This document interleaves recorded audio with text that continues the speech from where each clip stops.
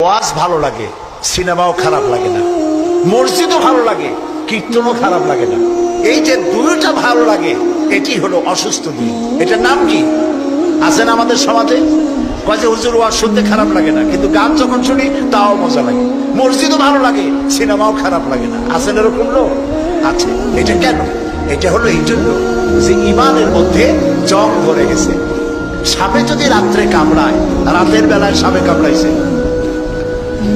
ওজার কাছে যায় লোকেরা। মোমেন সাহিত্যে ওজা আছে না?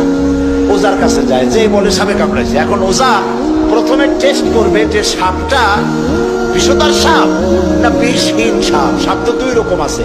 যে সাপে কামড়াই মারা যায়, ওই সাপরে মোমেন সাহিত্যে কি বলে? কি বলে? গোখরো সাপ। আর যেটা দেখতে খুব রং ছং মোটা টোটাও আছে, কিন্তু কামড়াইলে কিছু হয় না, ওইটা কি? জোড়া সাপ।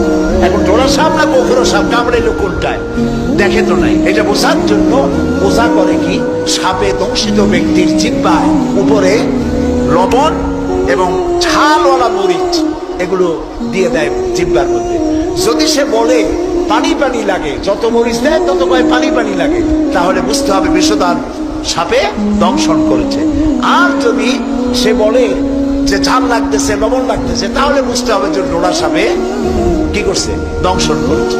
এটি হলো সাপ যদি বিষধর হয়, তো বিষধর সাপের বিষে সর্বপ্রথম যে কাজটা করে সেটা হলো জিহ্বার স্বাদকে নষ্ট করে দেয়। মানুষের ইমানের জন্য সব থেকে বিষাক্ত সাপ হলো শয়তান। এ যখন মানুষকে ওয়াসওয়াসা দেয়, আর শয়তানের ওয়াসওয়াসা যখন মানুষ পড়ে যায়, তখন তার ইমানের স্বাদ নষ্ট হয়ে যায়। তখন সিনেমাও ভালো লাগে, মসজিদও ভালো লাগে, ওয়াজও ভালো লাগে, গানও ভালো লাগে। এটি হলো অসুস্থ দিন।